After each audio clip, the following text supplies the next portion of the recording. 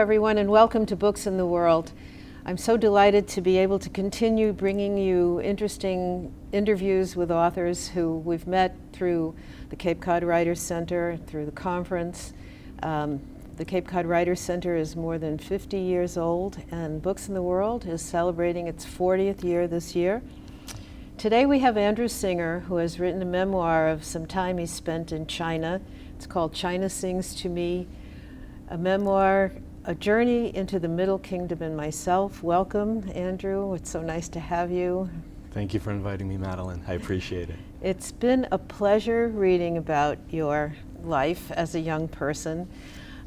Before we really get into it, I just want to tell people a little more about what the book is about. And I'm going to read a quote from one of the authors who read it and had these lovely things to say about your book. Eric J. Dolan, who's the author of Black Flags, Blue Waters, and When America First Met China, had this to say: China Sings to Me is a fascinating, moving, and deeply personal tale of one young man's attempt to understand himself and China.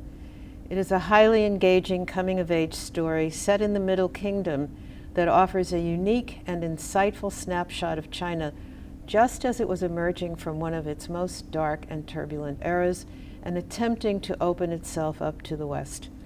With equal doses of keen observation and introspection, Singer not only offers a compelling portrait of China's growing pains, but also his own.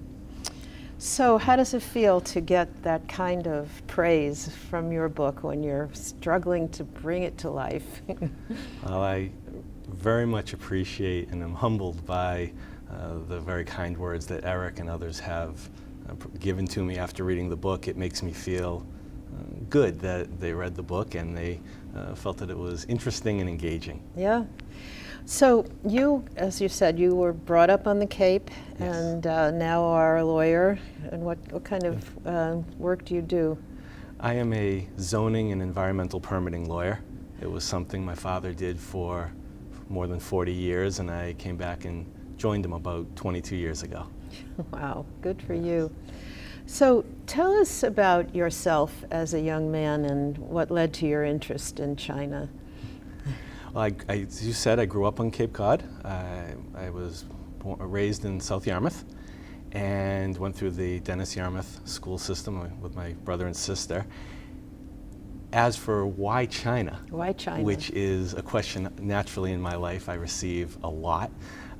It is one of the more bigger mysteries of my life because I can't give you a solid answer. A lot of anecdotes possibly. The one that I find the most intriguing personally is that I must have been Chinese in another life because I've had this passion and had this interest, and it's just always been a part of me. Well, it's not the easiest thing in the world to decide to learn Chinese, I would think. How did that come about, that you actually said, I'm going to learn to do this? It gets back to maybe that being Chinese in an earlier life, because when I was in high school, there were no opportunities to study Chinese before college in those days. Today you can study it almost at any level of school in various schools. Then college was the only place, and there were only a few programs in America that were really offering it. When I was looking for colleges, I just knew that I wanted to study Chinese. I knew that I wanted to go to China. And so when I was looking for a school, I was looking for a school that would offer both Chinese and that opportunity to travel. Yeah. So you went to Vassar. Yes. And you met a professor there who really propelled you. Tell us a little bit more about her. Yes, Professor Inlian Si Chin was the Chinese professor at Vassar at that time. She had a wonderful program. It was not a large program. My first year class, I was one of 8 students. But she was a fantastic teacher. She also was the one who was instrumental in enabling American students to study again in China after the end of the Cultural Revolution and the beginning of normalization of relations between the United States and China in the late 1970s. And so she offered both of those things that I was looking for, Chinese and the ability to travel. So set the scene. What's the year and what happened? Well, I went to college in 1984, And so the scene for the book starts in August of 1986. And that was when I left for China to begin my junior year abroad. And that was the beginning of that journey. And how difficult was that? I can even jump right in. Your arrival in China, I don't know whether, when you read a memoir, it's wonderful to get drawn in and to kind of be there with the person. Mm-hmm. And you did this. Now here you were, 18, no communication, little real understanding of how the language worked, some, but... I had studied for 2 years at that point. I had the basics down. I had I was 20 at that point. And when I landed there, and when I landed in China, getting there was exciting, nerve-wracking, terrorizing as I was on the airplane actually going. And then when I landed in late August, and one of the things I didn't realize before I went there is that Beijing in the summer can be extremely hot. Okay. So when I land there, it's in the 90s, it is hot, it is humid, I know nobody, I land late at night. I get over to eventually Beijing University, which is where I was going to be living and studying. And after more than 24 hours of travel, I needed to find a place to sleep for the night. And that was my first, actually my second interaction. The first interaction with Chinese was getting myself a taxi from the airport across town to the school. I managed to do both. You started using the language right away, I'm sure. Absolutely had to. You had to. They did People not, did not speak English. They did not speak English. Yeah. And so my Chinese, such that it was, or they might have had a smattering of English, some at the school. Yeah. The taxi driver certainly didn't, and no one at the airport. But most everything immediately dealing with China was in Chinese. You have a lot of interesting comments about learning to think in Chinese, difficulty trying to think in Chinese. I mean, this is not just I went here and I saw this and I saw that. It's like, what was I doing here? How am I going to learn how to express myself? You had a lot of angst about yourself at that point, I would think.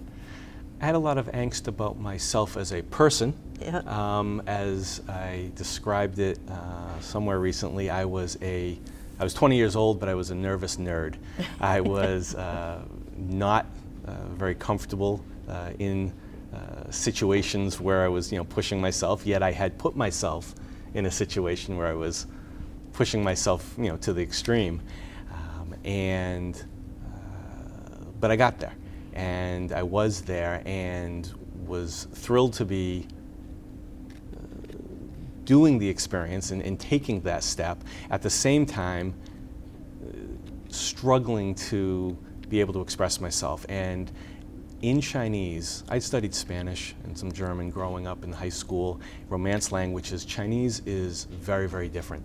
Not just the fact that it's characters versus an alphabet, but the fact that they don't use tenses on their verbs, and that the structure of sentences is very different from the way we would do it in English. And so learning to think in Chinese, which is something I struggled then, and I think I do struggle with it to this day, was the biggest challenge, or one of the biggest challenges, was being able to think in Chinese so that you could then speak accurately in Chinese. You talk about the intonations and how the same word can mean a number of different things depending on how you say it. Yes. Can you explain that about the horse and the... Yes. Chinese is based on the sounds, and each sound, ma, which is the character for horse, or is the sound for horse, ma can be said one of 4 different ways in Mandarin. There are 4 different tones. It's how you inflect your voice as you say it. And each time you inflect your voice differently, that same sound, ma, ma, ma, has a different meaning. And if you put them all together, so one of the ma can be mother, ma, horse, ma, to scold. And then the word ma, just sort of open-toned at the end as you do for question. So you could say, ma, ma, ma, ma, and you could saying all that same thing with different tones, you could be saying that you're scolding your mother and asking it as a question. and it is one of Or those... beating your horse. Or beating your horse. Or any one of a number of things that can get you into trouble Yeah. when you're trying to speak. Yeah, and yeah. with Chinese, you take one character, you put it together with two or three, and again, the tones are all different, and the characters are all different, and what you can be saying can be very, very different from what you intend to be saying. Now here's a question that you and I have not discussed, but what kind of a person would do well in learning Chinese? I mean, it seems to me, and I have a Romance language background, but no familiarity with Chinese, but it seems to me a totally different mindset. It's something that you have to like pictures, puzzles. I would say the two things that are most important for Chinese, or maybe any language that's not alphabet-based, is one, an ability to memorize the characters and be able to remember the strokes and to be able to picture what they're supposed to look like or how they come together to form a picture. So it's being able to memorize and visualize those characters, I think, is important. And the other, I think, is very important for Chinese, is just having an incredible ear. And that's not something that I have, but the incredible ear is important because in order to distinguish between those tones that I mentioned, you really have to be listening and picking up on them, because they're being said to you normal conversation like this. You have to be able to distinguish which tone and which sounds are coming. So those would be the two things that I found the most challenging, but also that I think are the keys to trying to speak Chinese. A lot of work. So when you got there, and this question's going to be about language again, you went to visit a lot of places, and I want to hear more about that as well, but the difficulties of traveling at that time, and maybe now, maybe you can comment on that, but you had incredible amount of trouble buying tickets and finding seats and all of that, and there's a Chinese expression that you use to describe the problems you have. Tell us a little bit more about what happened when you tried to get a train ticket, for example. Well, the expression you're referring to is ma fan. Ma fan. Again, that word ma is in this as well, and it is a word that means troublesome or bother, hassle. But as I write in the book, it means so much more than that. And the situation where it would come up repeatedly while I was in China, the first time it came up was shortly after I was in China. We had some time before classes started, and I'd met two guys, and we decided to travel. And we were traveling up to Inner Mongolia. And in China at that time, they didn't sell round-trip tickets. You bought one-way ticket where you were to where you're going, and then on your way back, you bought another ticket to come back. And my first experience with ma fan was actually not with buying the ticket, but when we got there, finding a hotel, finding a place that would let us as foreigners in to stay. And that became very troublesome. That's only one, but I did want you to read a little bit so that people can get a flavor for what happened there. If you can just look at this part right here up to here, and that you'll hear more about ma fan. Yes, absolutely. Upon arriving in Hohhot, the capital, the two French guys split, and Ted and I catch a cab to the guest house recommended by Lonely Planet. Excuse me, Bushing, no good. The guest house no longer takes foreigners. Our driver and the other cabbies out front rally to our cause and join us in pleading with the clerk to take us in. Animated argument, cajoling, badgering. We make a spirited case, but alas, to no avail. We are turned away. This is my first introduction to an important aspect of modern Chinese society, a part of life symbolized by the two characters ma and fan, ma fan. Literally translated, it means inconvenience, hassle. Such a simple word, but then not. It embodies so much more. Ma fan is a weighty expression of deep angst, nay, resignation in the face of that which, whether logical or illogical, cannot be surmounted. It carries with it a commentary, a fundamental, futile frustration that cannot be understated. Ma fan is interwoven into all facets of Chinese existence. Well, I don't want to take it too far, but it seemed to me that you had more than your share, or at least that's what you remember, of kind of bad luck situations. But do give us a sense of what it was like to go on the Great Wall and some of those other places as a young guy that you were, and in an ancient world, and it also was in the 80s. It wasn't 2018 where everything is sort of up to date. It was then. And then was a very, very different China than is what you see today in the newspapers or you view articles. The China then was just emerging from many, many decades of turbulence, and the country was much less developed, much simpler in many ways than it is today. And yes, I had many, many instances of frustration and difficulty. A lot of that was as I was learning about myself as well as China. However, there were those parts of China which drew me to it, like the Great Wall, like going to visit where Confucius is buried in his hometown. Journeys that filled me with awe and made me feel comfortable and at peace. And on the Great Wall, and that was one of the things that had fascinated me from when I was little, was the Great Wall of China. And I ultimately visited several times, and on one of those times, one of the best experiences, a friend and I went and we actually camped out on the Great Wall. And you weren't supposed to. And today you can't, because I've been back since then and they have cameras everywhere. But back then they didn't. And so we went up to the Great Wall and we had our sleeping bags and knapsacks and we just started hiking. And we hiked just further and further away, because when you're closer to where the stations are, there's many, many people. And we just kept hiking until we eventually ran out of people.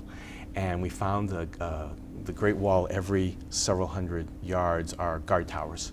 And so we were able to climb up into one of the guard towers, and that's where we made camp.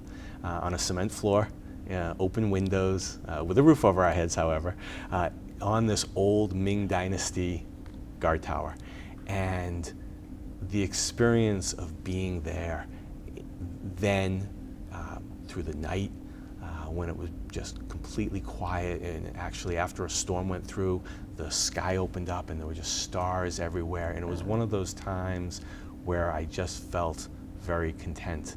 And I felt that way similarly when we went to visit Confucius's hometown, which is in East Central China. And what hit me then was not just the beauty of this. The cemetery is actually a big forest, a gigantic forest, but it was the sense of history. I've always loved history and culture. So place us in some years. Well, you were talk about just some of the years, the Great Wall and when Confucius lived. We're talking 500, 2,000, I don't know. Well, I mean, I kind of do because I read the book, but we want to tell the viewers who may not know. Sure. Confucius is actually, Confucius was older than the section of the Great Wall where I was. Confucius, you're talking about about 250 BC or so. So you're talking from 1986, it was 2,000 years or so before. And in his hometown, which was Chufu, is the name of the place where he is from, in this cemetery, which was a gigantic forest, there were thousands of his relatives buried. So generations upon generations were buried in this one area, and the sense of it just being immemorial. It was just being so long lasting. The Great Wall section that we were on north of Beijing was an older section, but rebuilt during the Ming Dynasty, and that was about 300 or 400 years old. Now, it, I'm sure, because of all the tourism that was then taking place, had been rebuilt, even maintained. When we were walking to camp, we eventually got to sections that were unrestored. So the stones had worn down, or they had been broken, and we actually were walking on dirt and rubble in places as the wall at this part of North China is snaking over the mountaintops. And so it's ancient structures. And we were there. So you were, as a student, you were really anxious to see all of this, and you did a lot of traveling. Yes. According to your book, you went to Shanghai and you talked a lot about food, about the place of Chinese. I think that's where the food was really good. Was that the Mandarin or the Sichuan? Which part was the best? Oh, which was the best?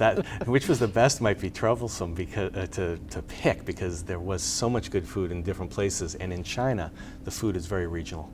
So when we were in Chengdu, which is the capital of Sichuan, the food is very, very spicy, and I enjoyed it. Although there were times where I was, literally crying because the food was so hot. Then in Shanghai, they have a type of dumplings, fried dumplings, guotie, that are my favorite. And we found the best.